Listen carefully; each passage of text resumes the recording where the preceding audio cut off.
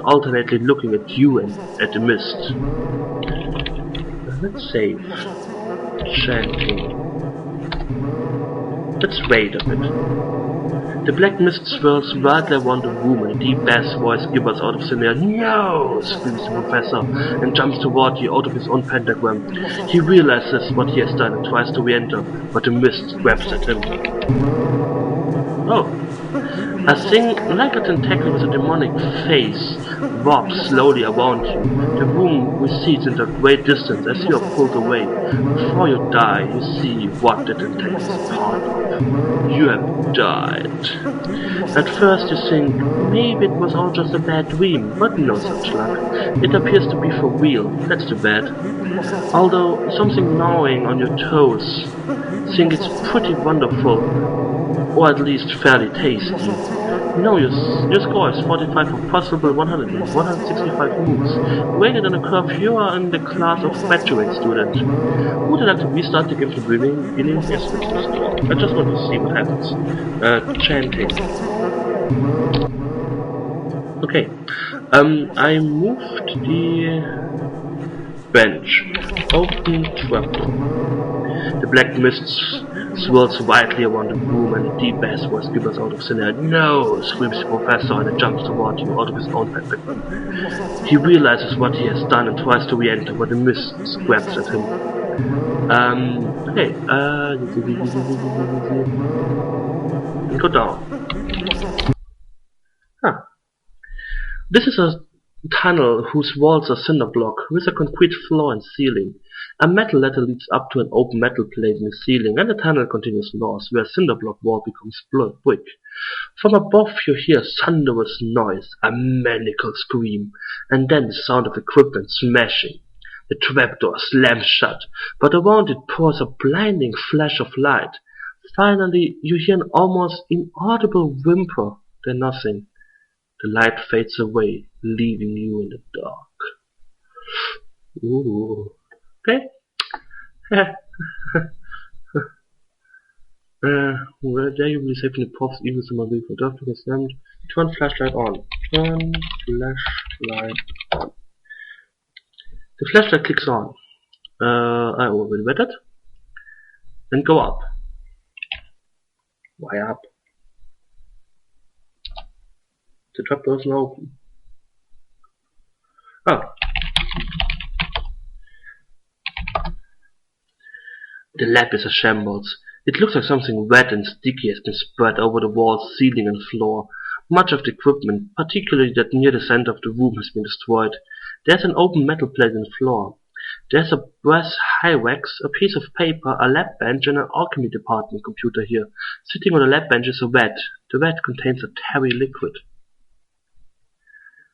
Okay.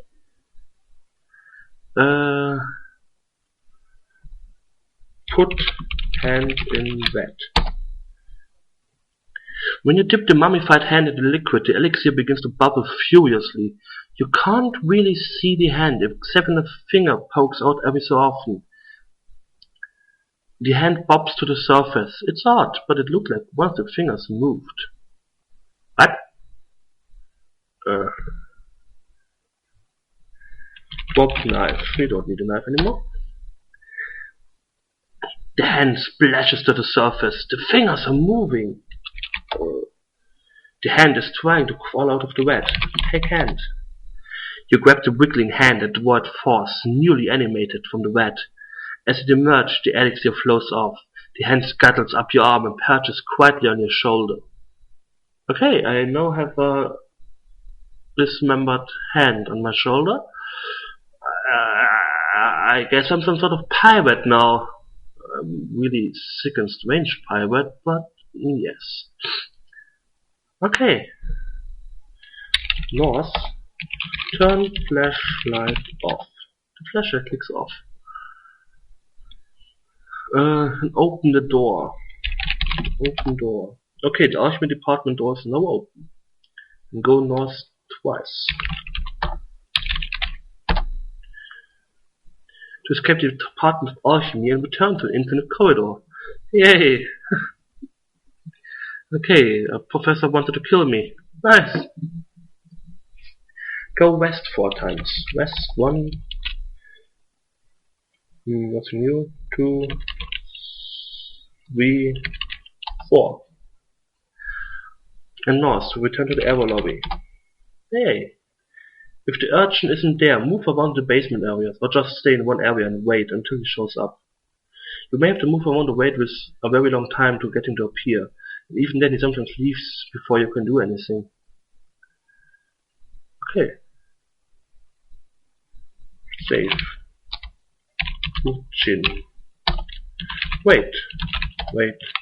Wait. Wait. Wait. Wait. Wait. Wait. Wait. Wait. I really don't want to move around the basement area, to be honest.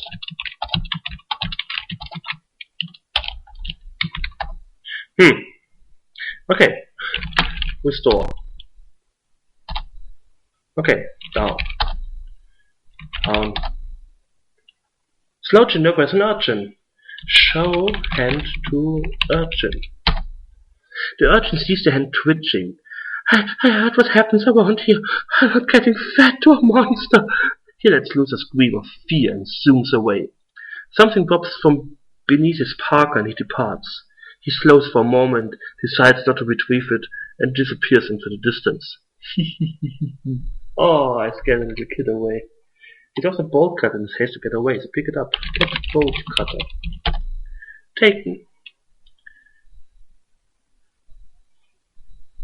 Then save your game to make sure you don't have to go through this annoyingly random part of the game.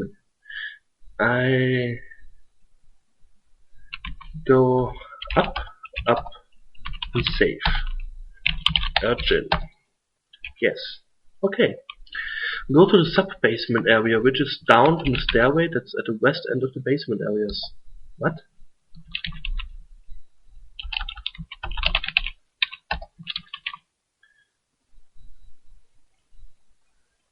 Drop the axe, the bolt cutter, and the metal flask. Why should I drop the bolt cutter when I just got it?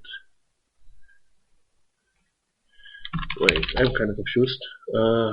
What? VTF. When I can go northwest here. This is the title fit carrying the bolt cutter. Ah, okay, that makes sense. Drop axe, drop bolt cutter, drop metal flask. Northwest. Tomb. This is a tiny, narrow, ill-fitting room. It appears to have been a leftover space from the joining of two pre-existing buildings. It is roughly coffin-shaped.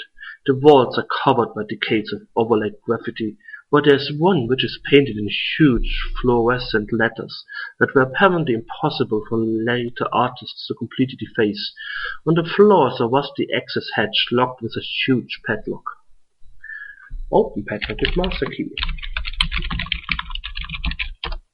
The lock, though rusty and unwilling, opens, releasing the hatch.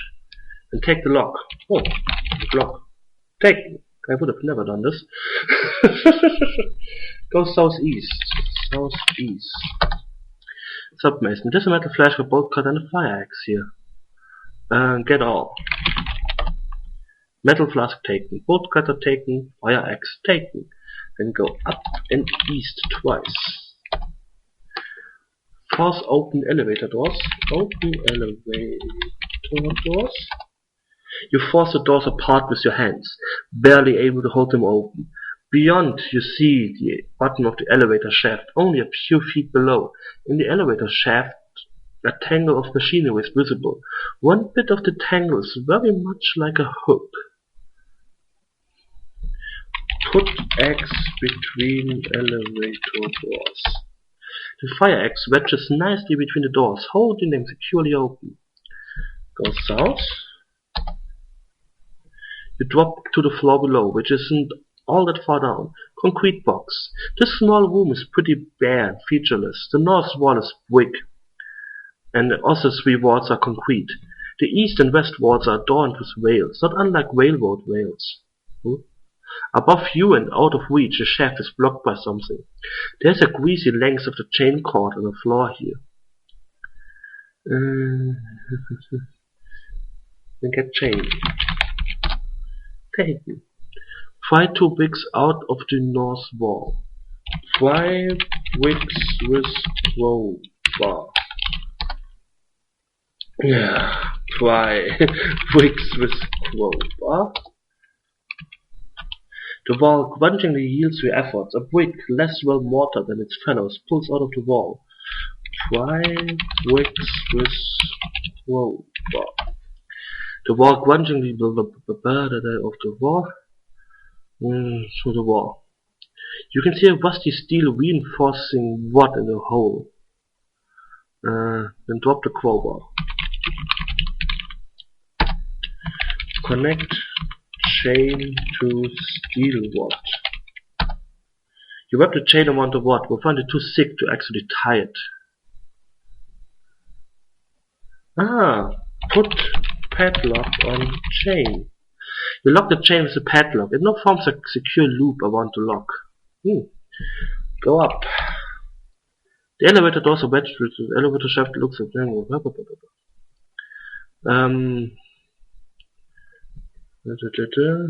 Okay. Attach chain to hook. You hook the chain into the hook. But it looks quite secure. Get the X so the elevator doors can close. Get X. You hear the elevator begin moving. Haha. Press the elevator buttons up. Okay, but wait, go up twice.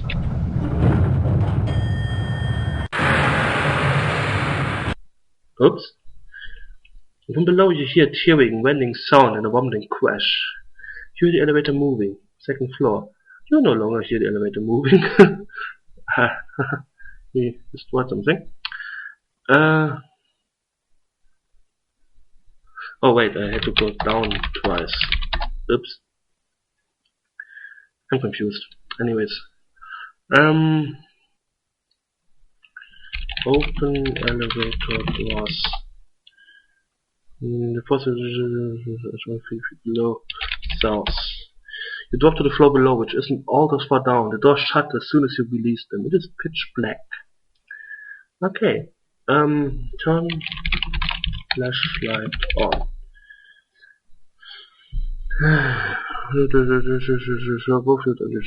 The brick wall has an enormous hole ripped into it. There is a crowbar and a new brick here. Oh, a new brick! Nice.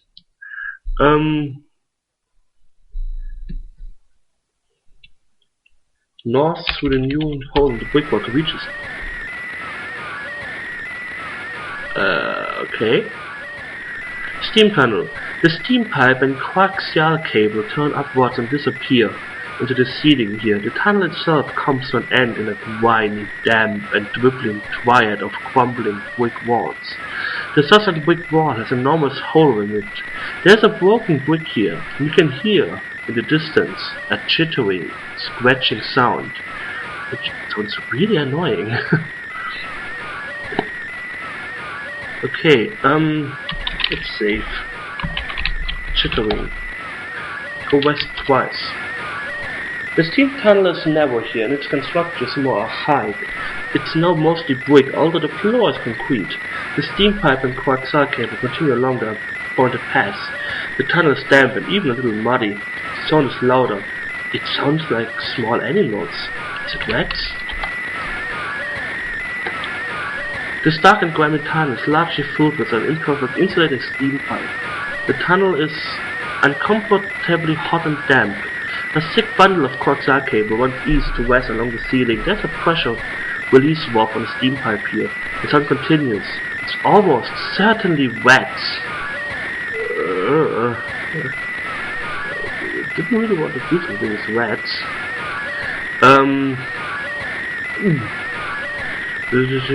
Go west twice and hit the pressure release valve with X. Hit pressure release valve with X. Hit